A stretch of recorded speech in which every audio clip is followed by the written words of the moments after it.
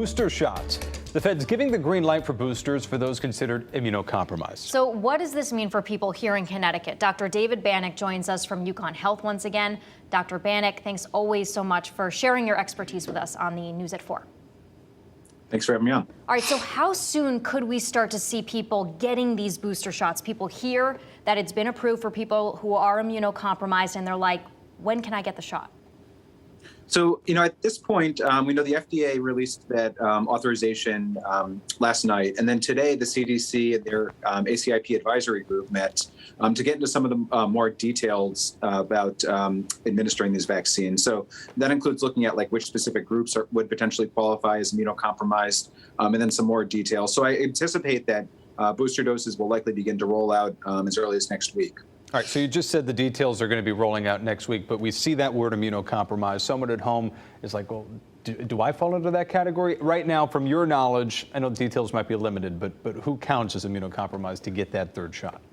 So the CDC actually raised some of this discussion today at the meeting. The groups that they're primarily focused on are individuals who have immunocompromised due to medical treatments that they're receiving. So I'm thinking about groups like organ transplant recipients on immunosuppressant medications, patients being treated for certain types of blood cancers, and people that are on other immune suppressant medications for their underlying medical conditions. I think that we're going to get some more granular details in the coming days. But those are the types of patients that we're looking at. Really, individuals that have weakened immune systems and would be less likely to respond to the first 2 doses of the vaccine with a full protective response.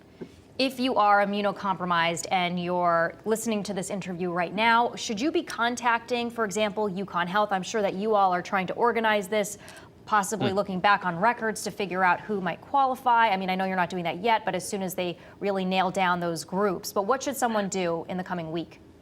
So, I think at this point, like I said, we are working at our vaccine site to determine, how to implement these new, vaccinating these new groups of immunocompromised individuals. I think the best starting point would be to contact your personal physician and discuss your medical condition and help decide whether you fall within that criteria of an individual who needs an additional dose. That would be kind of the starting point. And if you do, then reaching out to one of the vaccine providers to provide that information and work on getting it scheduled. So I think that would be a good starting point to really, reach out to your own personal provider, whether it's oncologist, a rheumatologist, whoever kind of takes care of your medications and see if you're appropriate for another dose. And I know the government had said that they're not going to be requiring doctor's notes for people, that people are just going to be able to say that they have the specific condition.